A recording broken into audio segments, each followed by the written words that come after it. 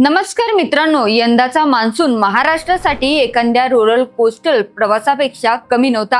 काही दिवसापर्यंत सगळीकडे एकच चर्चा होती की यंदा एल निनोमुळे पाऊस कमी पडणार, दुष्काळ पडणार, धरणं भरायची नाहीत आणि शेतकऱ्यांचं मोठं नुकसान होणार। अनेक हवामान तज्ज्ञांनी कमी पावसाची शक्यता व्यक्त केली होती। त्यामुळे जून महिना संपत आला तरी शेतकरी आकाशाकडे डोळे लावून बसला होता। पण 23 जून नंतर अचानक परिस्थिती पूर्ण बदलली। मान्सूनने महाराष्ट्रात दमदार एंट्री केली आणि काही दिवसातच मुंबई, पुणे, नाशिक, कोकण, पश्चिम महाराष्ट्र, मराठवाडा आणि विदर्भातील अनेक भागात मुसळधार पाऊस झाला। काही ठिकाणी इतका पाऊस पडला की रस्ते पाण्याखाली गेले, नद्यांना पूर आला, शाळांना सुट्ट्या जाहीर कराव्या लागल्या आणि धरणामध्ये मोठ्या प्रमाणावर पाण्याची आवक सुरू झाली। शेतकऱ्यांनीही वेळ न गमावता पेरणीची सुरुवात केली। अनेकांना वाटलं की यंदा मान्सून सगळे अंदाज खोटे ठरणार आणि आता 4 महिने पावसाची चिंता संपली। पण निसर्गाचं गणित इतकं सोपं नसतं। जुलैच्या दुसऱ्या आठवड्यातच चित्र पुन्हा बदललं। काही दिवसापूर्वी जिथे दिवसभर काळे ढग दिसत होते तिथे आता कडक ऊन पडू लागले। जिथे दररोज पाऊस पडत होता तिथे अचानक पाऊस गायब झाला। शेतकऱ्यांच्या शेतात उगवलेली पिकं आता पावसाची वाट पाहत आहे। धरणामध्ये सुरू असलेली पाण्याची आवक मंदावली आहे।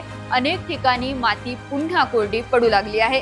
त्यामुळे आता एकच प्रश्न सगळ्यांच्या मनात आहे, अचानक पाऊस गेला कुठे? हा फक्त काही दिवसाचा ब्रेक आहे की पुन्हा एकदा दुष्काळाचं संकट उभं राहतं? मित्रांनो, सर्वात आधी एक गोष्ट समजून घेतली पाहिजे, मान्सून म्हणजे 4 महिने रोज पडणारा पाऊस नाही। अनेकांना वाटतं की एकदा मान्सून आला की रोज ढग असतील, रोज पाऊस पडेल, पण हवामान शास्त्रज्ञ तसं सांगत नाही। मान्सून मध्ये काही दिवस अतिवृष्टी होते, त्यानंतर काही दिवस पावसात मोठा खंड पडतो। यालाच हवामान शास्त्रज्ञात ब्रेक इन मान्सून असं म्हटलं जातात। हा मान्सूनचा नैसर्गिक भाग आहे। त्यामुळे पाऊस काही दिवस थांबला म्हणजे मान्सून संपला असं अजिबात नसतं। पण यावेळी हा ब्रेक इतका मोठा का पडला? हवामान विभागाच्या माहितीनुसार सध्या मान्सूनचा मुख्य पट्टा महाराष्ट्रापासून थोडा उत्तरेकडे सरकला आहे।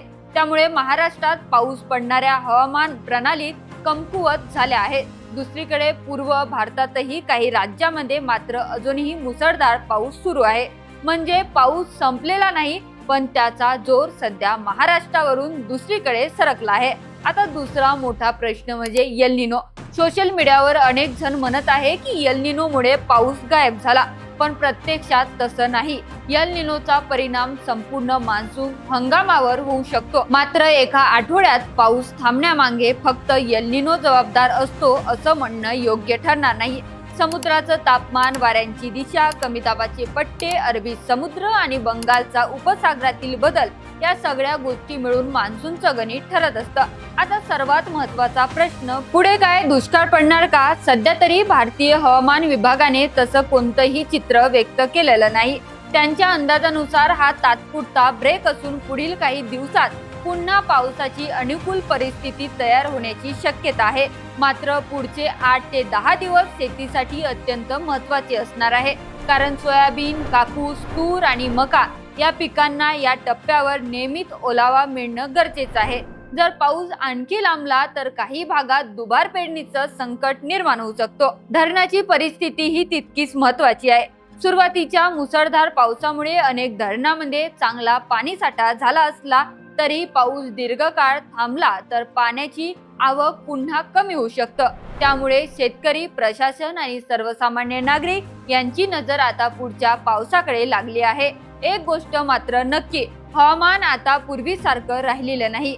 कधी एका आठवड्यात महिनाभराचा पाऊस पडतो, तर कधी जुलै सारख्या महत्त्वाच्या महिन्यात अनेक दिवस पावसाचा पत्ता नसतो। त्यामुळे आता प्रश्न फक्त किती पाऊस पडला हा नाही, तर योग्य वेळी पाऊस पडला का हाही तितकाच महत्त्वाचा ठरतो। आता बघायचं एवढंच, हवामान विभागाचा अंदाज खरा ठरतो का? महाराष्ट्रात पुन्हा मुसळधार पावसाचं पुनरागमन होणार का, की पावसाचा हा ब्रेक आणखी वाढतो? याचं उत्तर पुढच्या काही दिवसात मिळेल। तोपर्यंत शेतकऱ्यांनी घाईघाईने कोणतीही निर्णय न घेता अधिकृत हवामान अंदाजावर लक्ष ठेवणं अत्यंत गरजेचं आहे।